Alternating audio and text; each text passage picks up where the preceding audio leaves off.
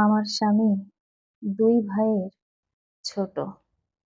আমার শাশুড়ি মায়ের তার ছোট ছেলের প্রতি টান বেশি। ছোট ছেলেকে সে ভীষণ ভালোবাসে। তাই বড় ছেলের বিয়ের পর বড় বৌমার সঙ্গে তার খুব একটা বনিবনা হয়নি। বড় ছেলে তার নিজের ইচ্ছে মতো বিয়ে করেছে বলে রাগটা বড় ছেলের প্রতি আরো বেশি। সেই সঙ্গে বড় বৌমার প্রতিও। যেহেতু শাশুড়ি মায়ের কাছ থেকে ১ম থেকে অবজ্ঞা পেয়ে এসেছে আমার বড় জা, তাই শাশুড়ি মায়ের প্রতি কোনো টান তার নেই। ছোট ছেলেকে এত বেশি ভালোবাসে, স্বাভাবিকভাবেই আমার ভাসুর তার মায়ের এইরকম দ্বিচারিতা দেখে সেও যেন মায়ের দিক থেকে পা টেনে নিতে শুরু করে। মায়ের প্রতি তার আর কোনো টান আছে বলে মনে হয় না। আমি যখন বিয়ে হয়ে আসি আমার শাশুড়ি মা তার শাশুড়ির দেওয়া হাতের বালা আমাকে দিয়ে দিল। আমাকে দিয়ে বলল, "ছোট বৌমা, আমার শাশুড়ি মায়ের একমাত্র বৌমা আমি, তাই তার হাতের বালা আমাকে দিয়ে দিয়েছিল। আর আমার তো ২ টো ছেলে, কাকেই দেব? আমার ছোট ছেলেকে আমি খুব ভালোবাসি, তাই তার বউ বলে তোমাকেই আমি দিলাম। তুমি কিন্তু এটা যত্ন করে রেখো।" আমার সরল মনে একটা প্রশ্ন জাগে। আমি আমার শাশুড়ি মাকে জিজ্ঞেস করলাম, "কেন মা? বালা তো ২ টো। ২ ছেলের বউকে ২ টো তো দিতে পারতেন। আমাকে ২ টো কেন দিলেন? একটা দিদিকে দিতে পারতেন।"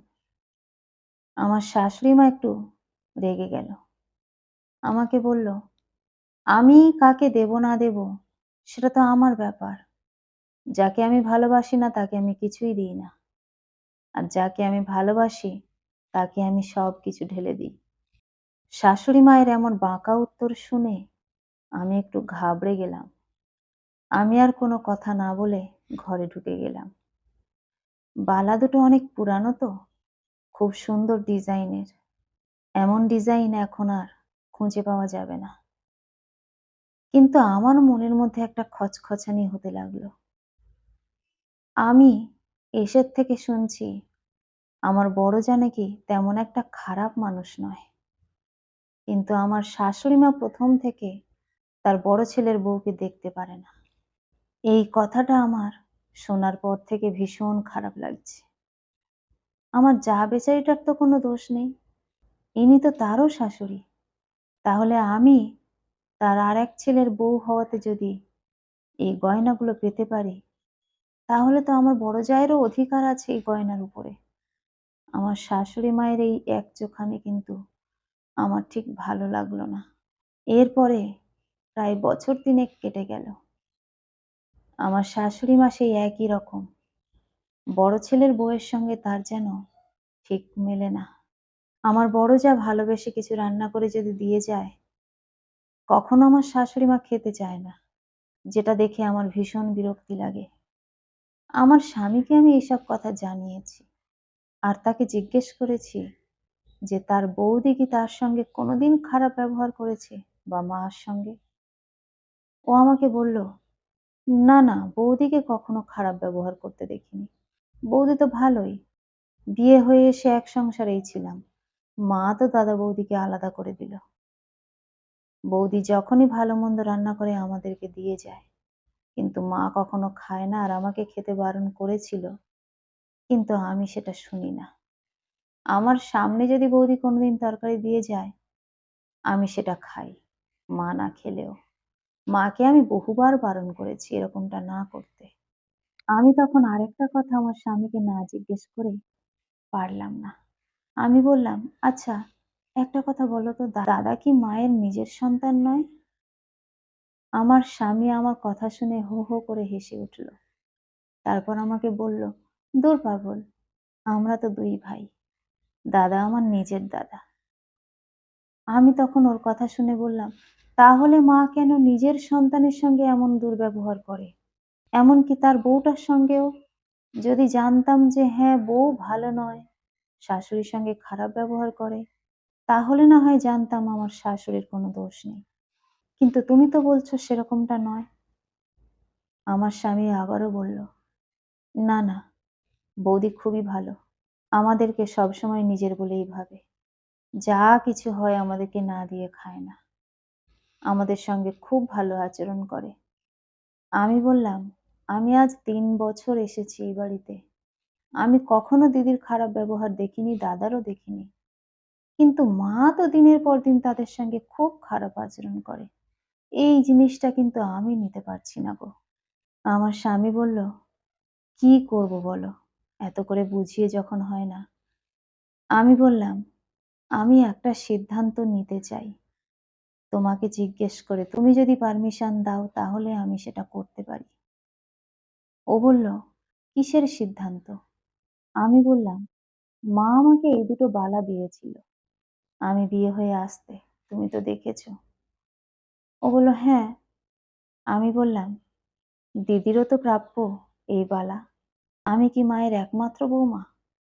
আরেক বৌমা থাকতে এই বালা দুটো শুধুমাত্র আমাকে কেন দিল?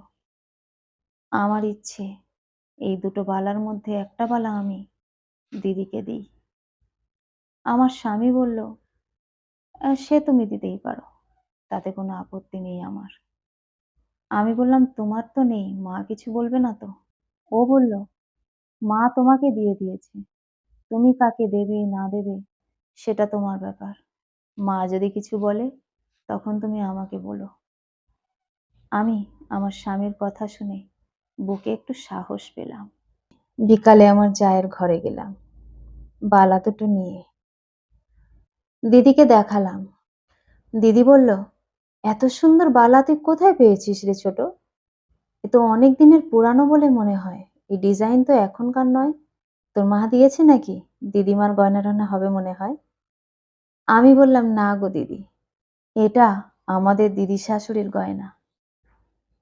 মা আমাকে বিয়ে হয়ে আসতে এই বালা দুটো আমার হাতে দিয়েছিল। কিন্তু আমার মনটা সবসময় খচখচ করত এই বালাতে আমার একার অধিকার নয় বলে।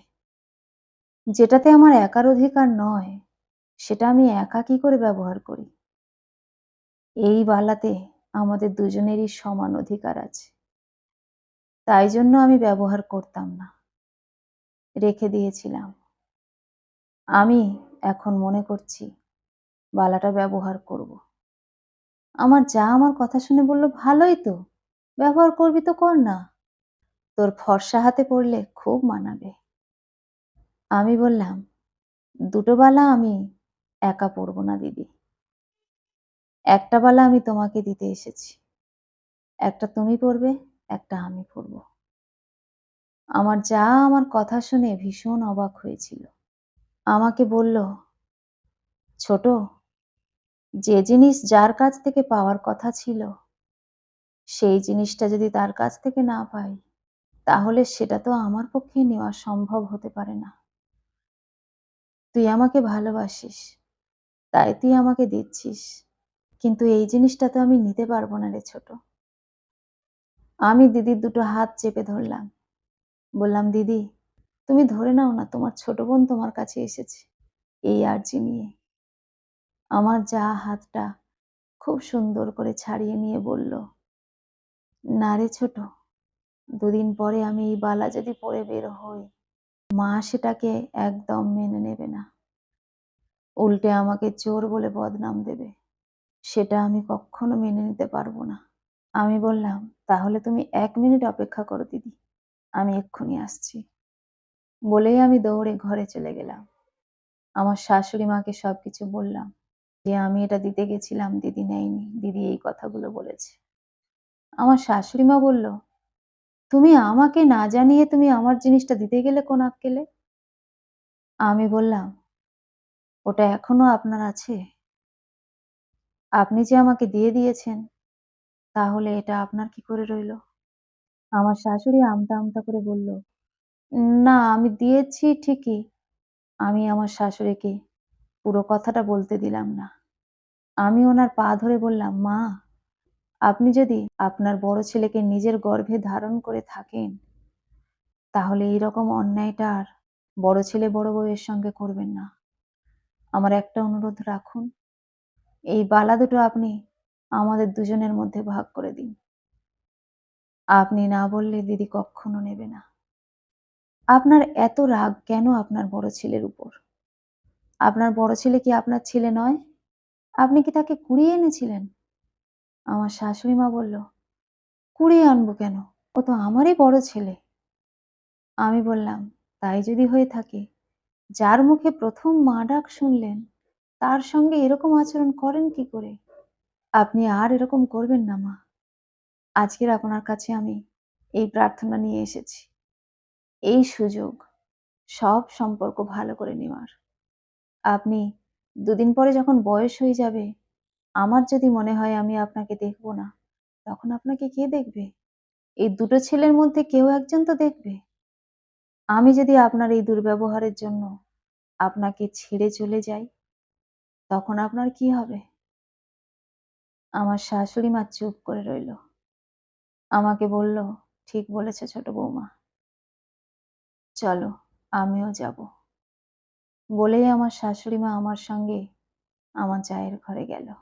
একটা বালা নিয়ে আমার জাকে পরিয়ে দিয়ে বলল, "বড় বৌমা, এতকাল আমাকে বোঝানোর মতো কেউ ছিল না। আমার চোখ খুলে দিয়েছে ছোট বৌমা। আমি কোথায় দুটো বৌমাকে ভালোবেসে একসঙ্গে নিয়ে চলবো? সেটা না করে আমি বরং উল্টোটা করেছি। আর আমার ছোট বৌমা আমার চোখ খুলে দিয়েছে। আমি যে আচরণ করেছি এতদিন তোমার সঙ্গে, এর কোনো ক্ষমা হয় না। কিন্তু এই একটা বালা নিয়ে তুমি আমাকে প্রায়শ্চিত্ত করার সুযোগটুকু দাও।" আমার বড় জায়ের চোখ ছলছল করে উঠল। সে মায়ের হাত ধরে বলল, "মা, এতদিন আমি এই সংসারে এসেছি, কোনোদিনও আপনাকে মা বলে ডাকার অধিকারটুকু পাইনি। ১ম ২-১ বার পেলেও পরের দিকে আপনি আর সেই সুযোগটা আমাকে দেননি।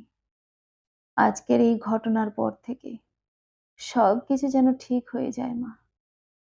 আমরা সবাই একসঙ্গে থাকতে চাই। আমি কক্ষনো আলাদা থাকতে চাইনি। আমি সবাইকে নিয়ে ভালো থাকতে চাই।" আমার শাশুড়ি মা আমার বড় জাকে কথা দিল, "ঠিক আছে মা, তোমার কথায় আমি মাথা পেতে নিলাম। আজ থেকে আমরা সবাই একসঙ্গে থাকবো।" আমি এই সবকিছু দেখে নিজেকে ভীষণ ধন্য মনে করছি। একটা পদক্ষেপ জীবনে নিয়েছি। সেটা এই ১ম বার এবং তাতেই আমি সফল হয়েছি। কলমে ও কণ্ঠে সোমা।